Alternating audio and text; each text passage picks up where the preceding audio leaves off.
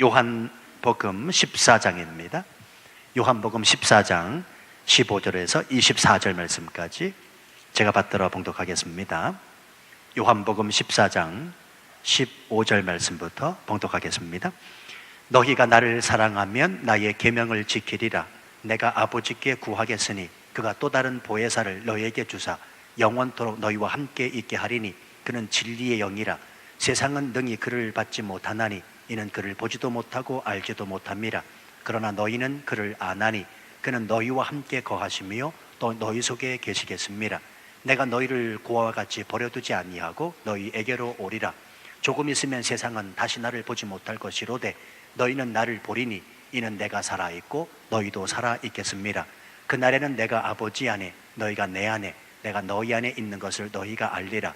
나의 계명을 지키는 자라야 나를 사랑하는 자니 나를 사랑하는 자는 내 아버지께 사랑을 받을 것이요 나도 그를 사랑하여 그에게 나를 나타내리라. 가롯인 아닌 유다가 이르되 주여 어찌하여 자기를 우리에게는 나타내시고 세상에는 아니하려 하시나이까. 예수께서 대답하여 이르시되 사람이 나를 사랑하면 내 말을 지키리니 내 아버지께서 그를 사랑하실 것이요 우리가 그에게 가서 거처를 그와 함께 하리라. 나를 사랑하지 아니하는 자는 내 말을 지키지 아니하나니 너희가 듣는 말은 내 말이 아니요 나를 보내신 아버지의 말씀이니라. 아멘. 잠깐 기도하겠습니다. 아버지 하나님, 우리 찬양 받으신 것을 믿습니다. 우리 권사님의 기도 받으신 것을 믿습니다. 이제 말씀 듣겠사오니 마음과 귀문을 열어 하나님의 말씀 받을 때에 삶의 경험을 통하여 기적을 경험하는 시간 되게 하여 주옵소서. 5월 맞이하여 하나님 앞에 이렇게 또 예배할 수 있게 하시니 너무 감사합니다. 우리 줄타 중에 있는 또 오고 가는 모든 발걸음들을 예수님의 이름으로 축복 기도하오니 저들의 갈 길을 아름답게 지도하여 주옵소서. 하나님이 이렇게 내 삶을 이끄셨노라고 간증할 수 있는 성도들 다 되게 하여 주옵소서. 이 시간 종의 모습 온전히 감추시고 하나님의 영광만이 나타내시옵소서. 예수님의 이름으로 기도하옵나이다. 아멘.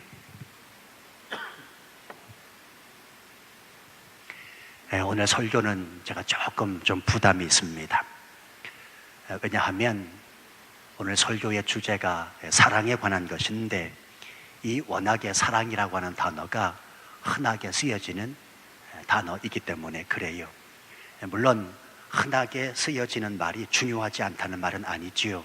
예를 들어서 교회에서 흔하게 쓰여지는 믿음인이 회개인이 하는 말이 흔하다고 해서 중요하지 않다고 말해서는 안 되지 않습니까? 근데 사랑이라는 단어, 이 사랑이라고 하는 주제, 흔하게 쓰이는 말이긴 하지만 무척이나 중요한 단어, 또 중요한 의미가 있는 것은 아마 여러분들이 잘 알고 계시리라 여겨집니다. 다만 염려스러운 것은 이 부족한 종의 설교로 이 짧은 시간 안에 하나님의 그 사랑을 우리가 얼마만큼 깨달아 알 수 있을까, 그것이 염려되고 고민될 뿐입니다. 모쪼록 성령께서 이 시간에 나를 향하신 하나님 아버지의 사랑을 깊이 깨달아 알 수 있도록 은혜 베푸시기를 바랍니다. 사람마다 교회 나오는 이유가 있지요. 물론 흔히 하는 말로 교회 나오는 이유가 사람이 아니고 하나님이어야 됨은 분명합니다. 우리가 흔히 하는 말로 사람 보고 나오냐, 하나님 보고 나와야지. 맞는 말이긴 합니다. 또 교회 모임이 사적인 모임이 아니라 하나님을 찬양하고 예배하는 모임이 되어야 되는 것도 분명한 사실입니다.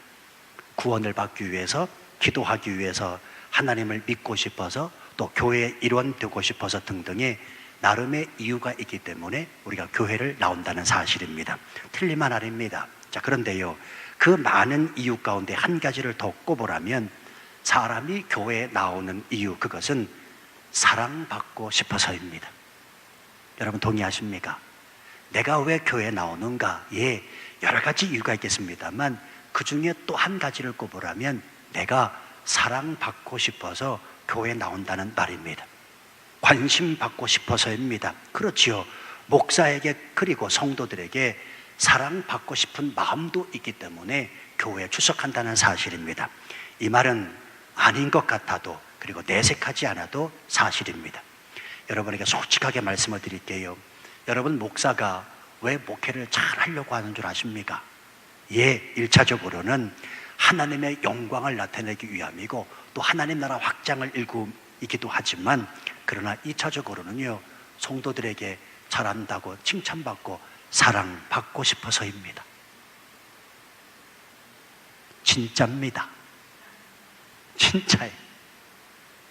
여기 서 있는 목사 왜 목회를 하는가? 왜 목회를 그렇게 잘하려고 애쓰는가? 예, 분명하게 말씀드립니다. 1차적으로는 하나님의 영광을 나타내고 하나님 나라 확장을 이루기 위함입니다만 그래도요 목회를 하면서 사랑받고 싶어하는 마음이 있다는 사실입니다. 이건 여러분들도 마찬가지일 거리요. 여러분들도 목사한테 사랑받고 싶으시잖아요. 아멘 하신 분만 사랑하겠습니다. 예. 목회를 해보니까요 성도가 목사한테 삐지는 경우는 다름이 아니더라고요. 여러분 신앙생활 하면서 시험 들었다고 그러는데 사실은 시험 든 게 아니고 삐진 거예요. 근데 왜 삐졌느냐? 곰곰이 생각을 해보면 목사가 성도에게 사랑을 쏟지 않을 때 그리고 자기는 목사 관심 밖에 있다고 여길 때 목사한테 삐지더라고요. 이건 제가 목회 경험을 통해서 안 사실입니다. 문제는 목사가 성도들 한 사람 한 사람에게 일일이 다 사랑을 쏟을 수 없다는 게 문제이고요. 또 사랑을 쏟는다고는 하지만 사랑을 받는 입장에서 사랑이라고 받아들이지 않는다면 그것이 문제가 된다는 사실입니다. 그래서 여러분이요 이러한 문제들 때문에 우리가 하나님의 말씀을 더욱이 붙잡고 그 하나님만을 신뢰해야 합니다. 왜냐하면 하나님의 사랑은 김 목사처럼 변개치 아니하시고 김 목사처럼 변함이 없고 영원 무궁하시기 때문에 그렇습니다. 또 김 목사처럼 좌우로 흔들리거나 상처도 주지 않는 사랑, 바로 그 사랑을 하나님께서 갖고 계시기 때문에 그래요. 저는 유행가 가사 중에 가장 마음에 와 닿지 않는 가사가 있습니다. 그게 뭐냐면 유행가 가사 내용의 90%가 사랑에 관계된 것 아닙니까? 가사 내용들을 하나하나 다 살펴보면 사랑은 아픔이래요. 그리고 사랑은 눈물의 씨앗이래요. 여러분 이건 말이 되지 않습니다. 왜요? 진짜 사랑이 아니기 때문에 사랑은 아픔이고 사랑은 눈물의 씨앗인 겁니다. 출발이 잘못된 사랑이기 때문에 그런 것이지 진짜 사랑, 다시 말씀드리면 하나님의 사랑은 절대로 아프지 않습니다. 그러니까 우리가 하나님 아버지의 사랑만큼은 신뢰하고 이 땅을 살아야 함이 마땅하다는 사실입니다. 성경은 우리에게 그 하나님 아버지의 사랑이 무엇인지 분명히 말씀해 주고 있습니다. 요한일서 4장 10절 말씀해 보면 사랑은 여기 있으니 This is love라고 되어 있습니다. 사랑은 여기 있으니, 그러니까 여러분 그리스도인은, 예수 믿는 사람은 사랑을 찾아 방황하고 헤매는 사람이 되면 안 됩니다. 이 세상을 보십시오. 어디가 사랑이 있는가? 나에게 사랑을 줄 만한 대상이 누구인가를 찾아 방황하며 헤매는 사람이 오늘도 얼마나 많은지 모릅니다. 그런데 예수 믿는 사람은 분명히 아셔야 됩니다. This is love. 이것이 사랑이다. 사랑은 여기 있으니 우리가 하나님을 사랑한 것이 아니요 하나님이 우리를 사랑하사 독생자 예수 그리스도를 이 땅에 화목제로 보내셨습니다. 곧 예수 그리스도가 사랑임을 믿으시면 아멘 하시기 바랍니다. 바로 이 사랑이 우리를 이 땅에서 살아가게 하는 참 힘이요 능력이요 참 원동력이라는 사실입니다.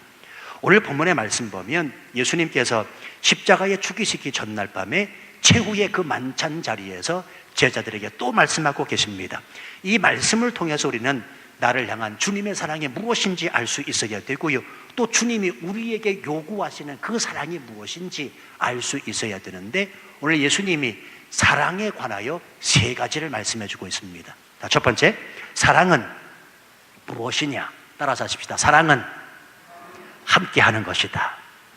사랑은 함께 하는 것이다 라고 말씀해 주십니다. 자, 16절 말씀 다시 보세요. 내가 아버지께 구하겠으니 그가 또 다른 보혜사를 너희에게 주사 영원토록 너희와 함께 있게 하리니. 자, 여러분 누가 함께 하신다고 지금 말씀하고 계십니까? 예, 보혜사 성령님이 함께 하신다고 말씀하고 있습니다. 보혜사라는 말은 파라클레토스, 쉽게 말해서 우리를 보호하시고 은혜 주시는 분으로 위로자, 변호자, 해석자라고 하는 말이 포함되어 있습니다. 언젠가 더 말씀드렸습니다만 이스라엘의 가정교육 방식을 살펴보면 이 보혜사의 성격을 우리가 쉽게 알 수가 있는데요, 탈무드에 보면 이스라엘에서는 자녀들이 잘못했을 때 주로 아버지가 매를 든다고 해요. 책망할 때는 반드시 때리라고 되어 있습니다. 그러니까 옛날 우리 한국식 교육과 똑같습니다. 오늘 점심에도 식사하면서 어느 분들하고 대화를 나눴는데 저는요, 맞고 자랐습니다. 엄청 맞고 자랐습니다. 그냥 맞은 정도가 아니라 엄청 맞고 자랐습니다. 이 맞고 자란 그 결과가 요 정도 된 겁니다. 근데 이스라엘의 가정교육과 한국의 이 가정교육을 살펴보면 거기도 회초리를 들었습니다. 한국도 회초리를 들었지 않습니까? 더더군다나 아버지가 매를 듭니다. 때립니다. 그런데 아버지가 자식을 때리고 방을 나가시면 다음에는 어머니가 들어오시고 반드시 위로한다고 해요. 네가 잘못했으니까 아버지한테 맞은 거 아니냐, 때리는 아버지는 너보다 더 마음이 아프셨단다. 이것을 가르치면서 사랑하기 때문에 매를 든 것을 관하여 설명을 합니다. 지금은 이 매를 이해하지 못하지만 너는 크면 다 이해할 것이다 라고 여러 가지를 통하여 자녀를 위로한다고 합니다. 자, 보혜사의 역할이 바로 이 어머니의 역할이라는 것입니다. 우리들이 죄를 지어서 하나님께 매를 맞을 때 성령님은 우리를 끊임없이 위로하시거든요. 말할 수 없는 탄식으로 그분이 함께 눈물을 흘리시면서 위로하시거든요. 하나님께서 너를 사랑하시어 만난 것이다. 지금은 실패하는 것 같지만, 지금은 아프지만 이 실패가 하나님의 너를 사랑하는 증거다. 저 십자가를 바라보라. 십자가 안에서 그 징계를 해석해주고 십자가 안에서 변호해주고 위로해준다는 말입니다. 다시 말씀드리면 항상 나와 함께 하시면서 내 편에서 나를 도와주고 변호해주는 성령, 그분이 바로 보혜사라고 하는 뜻이 있고 그 보혜사가 우리와 함께 하신다고 말씀하고 계시는 겁니다. 오늘 본문에 보면 또 다른 보혜사라고 표현하고 있는데요, 그것은 1차적으로 예수님 자신이 친히 보혜사가 되어주시겠다는 것이고, 이제 예수님이 승천하신 다음에는 또 다른 보혜사, 즉 성령이 오시겠다고 약속의 말씀을 제자들에게 해주시는 거라는 말입니다. 이 말씀은 우리가 알다시피 사도행전 2장에서 성취가 됩니다. 오순절 마가의 다락방에 성령 충만이 임했습니다. 보혜사가 임했습니다. 그래서 그 보혜사가 영원토록 2000년 그 이후로부터 지금까지 우리와 함께 하시고 우리를 위로하시며 우리를 변호해 주시고 우리를 보증해 주신다는 사실입니다. 자, 중요한 것은 그 보혜사 예수님이 그리고 성령님이 나와 함께 하신다는 사실입니다. 16절 하반절에 말씀하시지요. 영원토록 너희와 함께 있게 하리니. 그리고 17절 하반절 말씀에도 보면 또 반복되어 말씀에 나오는데 그는 너희와 함께 거하심이요 뿐만 아니라 너희 속에 거한다 라고까지 말씀하고 계십니다. 성도 여러분, 하나님이 우리와 함께 하십니다. 이것이 곧 나를 향한 주님의 뜨거운 사랑임을 우리가 알아야 됩니다. 예수님은 임마누엘로 이 땅에 오셨습니다. 임마누엘이 무슨 뜻입니까? 하나님이 우리와 함께 하신다라고 하는 뜻입니다. 우리를 너무나 사랑하셔서 그분이 우리를 고와 같이 버려두지 아니하시고 영원토록 함께 하시기 위하여 십자가에서 완전한 구원을 이루시기 위하여 이 땅에 오셨다는 사실입니다. 언젠가도 한번 말씀을 드렸는데요, 제가 한국에서 교회를 섬길 때 집사님 내외분이 계셨습니다. 아주 신실하게 교회를 섬기셨던 분이신데 제가 치앙마이 오고 나서 나중에 소식을 들으니까 이분이 결국 목사 안수를 받으셨다는 이야기를 들었습니다.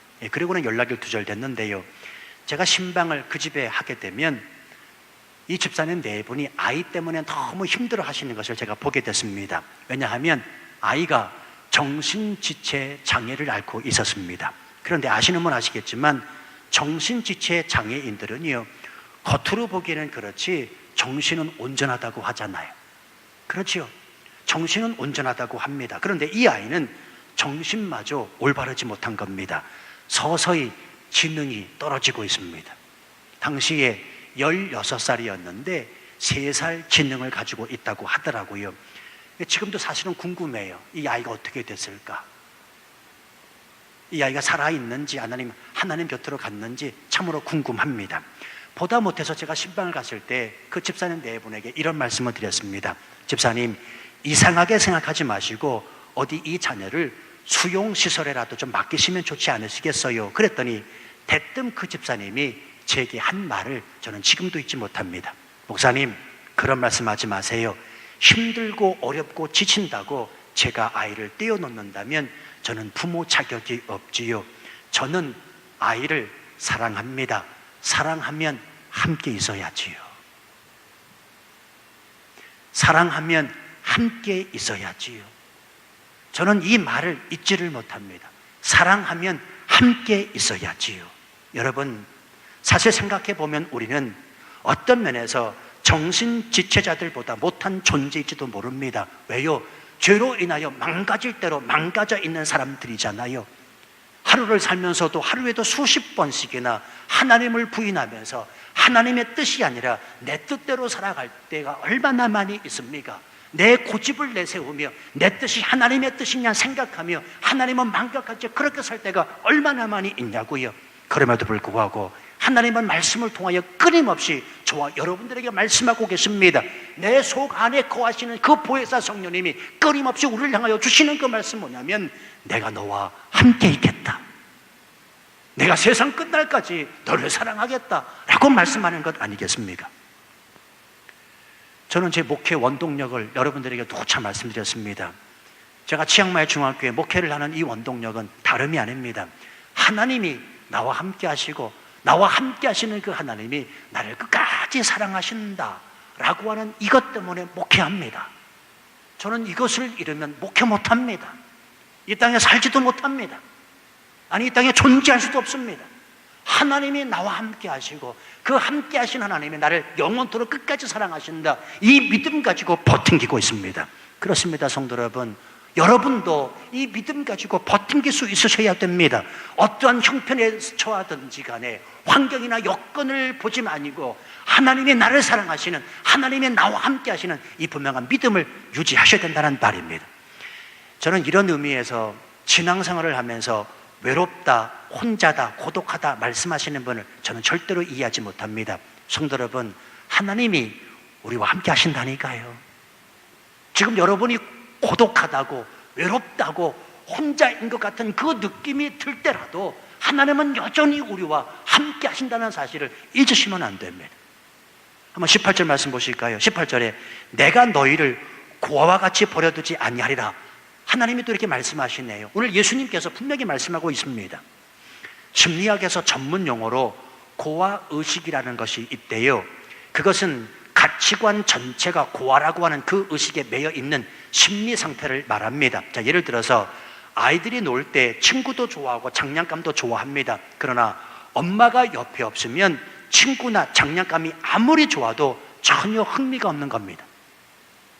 심지어는 웁니다. 다시 말하면 엄마 아빠가 함께 있고서야 친구도 좋고 장난감도 좋다는 말입니다. 그러므로 부모 없이 고아의식을 가지고 자라나면 항상 울적하여 철학자들의 말에 따르면 불안한 마음이 든다는 사실입니다. 이 불안이라고 하는 단어를 어느 사전에 찾아보니까 이렇게 정의를 했더라고요.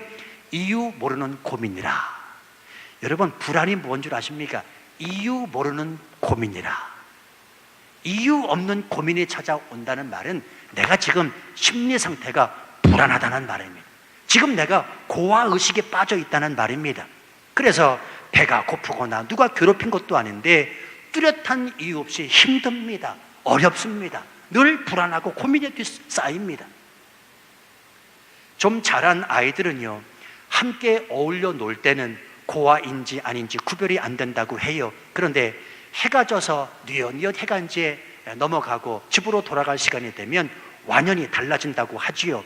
한쪽 아이들은 서둘러 아빠 엄마가 기다리는 집으로 돌아가는데요, 고아들은 그 해지는 들녘을 바라보면서도 서성거립니다. 갈 곳이 없어서 그렇습니다. 이때 자신이 비로소 깨닫는다고 합니다. 아, 내게는 부모가 없지, 나는 고아지.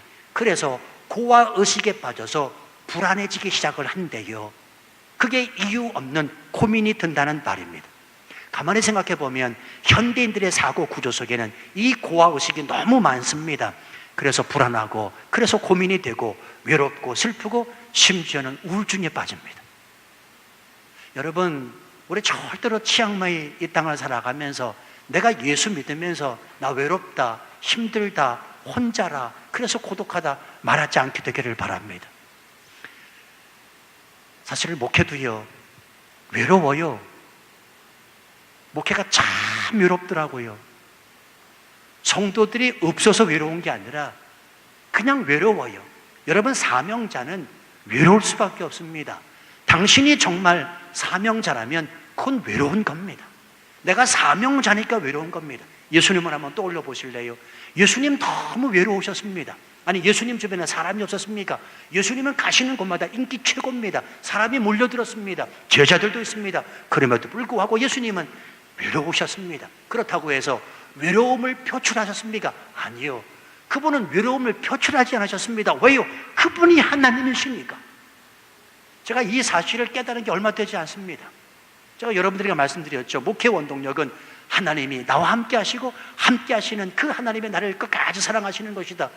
아니, 그런데 목회가 외롭다니. 내가 지금 잘못된 말을 하고 있구나. 내가 지금 사단에게 속고 있구나. 저 빨리 깨달았습니다. 성도 여러분이요, 우리 그런 얘기 하지 말자고요. 아니, 혹여 내 주변의 성도들 중에 외롭고 혼자 있는 것 같은 그런 분이 계시다면 우리 위로하시자고요. 하나님의 말씀으로 권면하고 위로하실 수 있어야 된다는 말입니다. 성도 여러분, 잊지 마십시다. 하나님이 우리와 함께 하십니다. 내가 가야 할 집이 있다는 말입니다. 양팔 벌려 나를 맞이하실 분이 있다는 사실입니다. 이것을 믿는 게 믿음이고, 이것이 바로 나를 향한 하나님의 사랑이라는 말입니다. 자, 두 번째, 사랑이 무엇인가? 오늘 예수님께서도 말씀하시는데, 사랑은 하나 되는 것이라 라고 말씀하십니다. 20절 말씀해 보시면, 그날에는 내가 아버지 안에, 너희가 내 안에, 내가 너희 안에 있는 것을 너희가 알리라. 삼위일체 하나님의 오묘한 하나됨을 지금 말씀하고 있습니다. 성도 여러분, 주목하십시오. 하나님도 하나 되고 계십니다. 하나님을 믿는 우리가 하나됨을 힘써야 되는 이유가 바로 여기에 있습니다. 하나됨은 하나님의 뜻이기 때문에 그래요. 부흥하고 건강한 교회를 살펴보십시오. 사랑으로 하나 되어 있습니다. 그러므로 교회는 이유 여하 불문하고 무조건 하나 되는 것입니다. 그래서 사랑의 공동체를 무엇이라고 합니까? 교회라고 하지 않습니까? 하나를 깨뜨리는 사단의 속임수에 절대로 속아 넘어서는 안 됩니다. 사단은 하나를 깨려고 합니다. 그러나 성령님은 계속해서 끊임없이 하나 되게 하시려고 합니다. 제가 한 가지 팁을 드리겠습니다.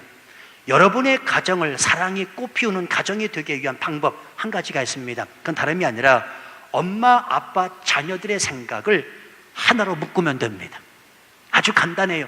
어느 공동체가 분열되고 깨진다. 그 공동체를 하나로 묶을 수 있는 방법은 기준을 설정하는 겁니다. 그 기준을 놓고 그 기준에 하나 되게 만들면 하나 될 수 있습니다. 성도 여러분, 교회의 기준은 예수 그리스도입니다. 예수 그리스도가 기준돼야 됩니다. 그래서 분열되고 깨지면, 다툼이 일어나면 우리는 오직 예수 그리스도께로 돌아가야 됩니다. 예수 그리스도 그분이 기준이기 때문에 자꾸 그분의 생각으로 맞춰야 됩니다. 그분의 생각으로 하나 되게 돼야 됩니다. 그래야 하나 됩니다. 그래야 하나님의 일을 할 수 있습니다. 이건 법칙입니다. 너무 중요합니다. 근데 가만히 보세요. 분열이 나고 깨지고 분쟁이 일어나면 기준 대신 예수님에게 맞추기보다는 사람에게 맞추려고 하는 습성도 있잖아요. 목사님에게 맞추려고 그러고, 장로님에게 맞추려고 그러고, 어느 사람에게 맞추려고 그러고. 아니요. 오직 예수 그리스도, 오직 예수 그리스도에게 초점을 맞춰야 됩니다. 그래야 그 깨어진 공동체가 하나 될 수 있기 때문에 그렇습니다. 어느 공동체고 생각이 하나고 행동이 하나고 말이 하나면 사랑이 시작될 수 있습니다. 저는 목사로서 이 교회에서 제가 사랑받고 있다라고 느껴질 때가 언제인 줄 아십니까? 여러분 생각해 보세요. 여기서 있는 김 목사 얼마나 부족한 사람입니까? 그렇죠? 고개라도 끄덕여 주세요. 얼마나 부족한 사람이에요. 그리고 실수도 참 많이 하지요. 그렇죠? 예, 우리 이범 집사님이 고개를 그냥 끄덕여 주십니다. 감사합니다. 예. 그런데요, 중요한 사실은 제가 어떤 의견을 내놓았을 때 모든 성도들이 제 의견에 하나 되어 주십니다. 그렇죠? 가족장 회의를 해도, 바나바 회의를 해도 제가 어떤 의견을 내세우면 목사님 알아서 하세요. 저희는 따르겠습니다. 어떻게 해야 되는 겁니까? 이럴 때 제 느낌은 뭐냐면, 내가 이 교회에서 사랑받고 있구나. 내가 이 교회에서 사랑받고 있구나. 성도 여러분, 예수 그리스도가 기준되어 그분에게 초점을 맞추면 그게 바로 예수님 사랑하는 겁니다. 예수님 사랑을 어렵게 생각하지 마세요. 예수님이 우리의 기준 되시고 그분에게 자꾸 맞추시면 그 모습이 바로 예수님 사랑하는 증거가 된다는 사실입니다. 그렇습니다. 사랑은 하나 되는 겁니다. 정말로 사랑한다면 생각을 그리고 행동을 하나로 맞추는 겁니다. 왜 부부 사이가 깨집니까? 왜 부모와 자식 간의 관계에 금이 갑니까? 왜 교회가 깨지고 분열됩니까? 하나 되지 못하기 때문에 그렇습니다. 자, 오늘 요한복음 14장인데요 요한복음 17장까지 이어지는 이 최후의 만찬 자리에서 여러분이 한번 읽어보십시오. 예수님의 간절한 기도의 그 결론이 뭔 줄 아십니까? 그 기도의 결론이 요한복음 17장에 나오는데 그건 다름이 아니라 하나됨입니다. 하나됨. 14장, 15장, 16장, 17장에 가서 결론이 맺어집니다. 그 결론이 뭐냐면 예수님의 간절한 기도의 결론은 하나 되기 위함이라는 말입니다. 자, 그러면 중요한데 무엇으로 하나 될까요? 우리 말씀으로 하나 돼야 됩니다. 예수 그리스도 십자가의 사랑으로 하나 돼야 됩니다. 그것만이 우리를 진정으로 하나 될 수 있게 하기 때문에 그렇습니다. 성도 여러분, 복음도 우리를 하나 되게 할 수 없다면 그건 복음이 아닙니다. 예수 그리스도도 우리를 하나 되게 하지 못한다면 그분은 능력이 없으신 분이십니다. 반드시 복음은 예수 그리스도는 저와 여러분을 하나로 되게 만들 수 있습니다. 깨어진 분쟁이 일어나는, 다툼이 일어나는 곳을 하나로 만들 수 있다는 사실입니다. 이걸 믿어야 됩니다. 그래서 오늘 예수님이 사랑은 무엇이냐? 하나 되는 것이다. 사랑은 하나 되는 것이다. 세 번째, 사랑이 무엇인가? 사랑은 계명을 지키는 것이라 말씀하고 있습니다. 자, 15절과 21절 보세요. 너희가 나를 사랑하면 나의 계명을 지키리라. 그리고 21절, 나의 계명을 지키는 자라야 나를 사랑하는 자라라고 말씀하고 있지요. 23절 말씀에도 보면 유다에 대한 주님의 말씀이 무엇이냐면 사람이 나를 사랑하면 내 말을 지킨다라고 말씀합니다. 이런 의미에서 예수님이 오늘 결론적으로 말씀을 하시는데 24절입니다. 나를 사랑하지 아니하는 자는 내 말을 지키지 아니하나니 너희가 듣는 말은 내 말이 아니요 나를 보내신 아버지의 말씀이니라. 성도 여러분, 우리가 하나님을 사랑한다고 하는 증거는 하나님께서 하신 그 말씀을 지키는 겁니다. 정말 그래서 하나님을 사랑한다면 그 하나님의 말씀에 순종한다는 사실입니다. 자, 그런데 우리의 문제는 뭔가 하면 말씀은 너무나 잘 압니다. 창세기부터 요한계시록까지 그 맥을 짚어가면서 줄줄줄줄 외우기까지 합니다. 매년마다 통독하기까지 합니다. 그런데 그 말씀에 대한 절대적 순종은 없다는 말입니다. 순종은 99%가 아닙니다. 99.9%가 아닙니다. 성도 여러분, 순종은 100%입니다. 이해할 수 없어도, 납득이 되지 않아도, 받아들일 수 없어도 하나님이 말씀하셨으면, 말씀하시니까 전능하신 하나님의 것을 내가 믿는다면 그 말씀에 100% 순종하는 것, 그게 하나님의 말씀에 계명을 지키는 것이고, 그 계명을 지키는 자, 순종하는 자가 오늘 예수님이 말씀하신 나를 사랑하는 자라, 하나님을 사랑하는 자라고 하는 사실을 잊으시면 안 됩니다. 기억하십시오. 계명을 지킨다고 하는 것은 자신의 판단이나 상황에 상관없이 계명을 주신 분을 절대적으로 순종하는 것입니다. 신뢰하는 것이라는 말입니다. 그러므로 우리는 내 처한 판단과 내 상황을 초월하여 그분을 믿을 수 있어야 됩니다. 그 대표적인 인물들이 누굽니까? 아브라함이고 요셉이고 욥이고 다윗 아니겠습니까? 이런 의미에서 늘 말씀드리지만 그리스도인들의 삶은, 신앙생활은 몸부림치는 겁니다. 몸부림치고 발버둥 치는 겁니다. 왜요? 말씀을 지키기가 쉽지 않기 때문에 그렇습니다. 사랑하라, 용서하라, 회개하라. 여러분 잘 되세요? 저는 잘 안 되기 때문에 무릎 꿇는 겁니다.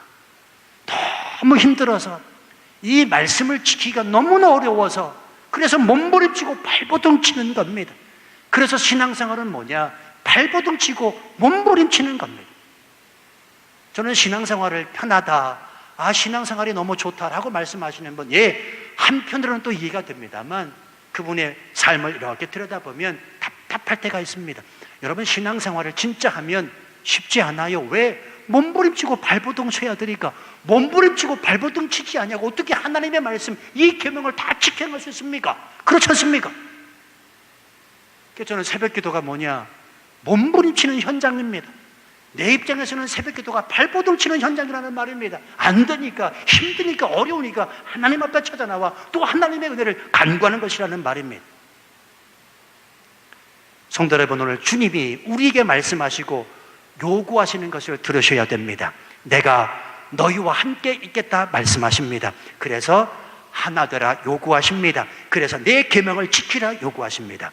나를 사랑하시기 때문에 이 말씀을 하고 계시는 주님을 믿음으로 받으셔야 됩니다.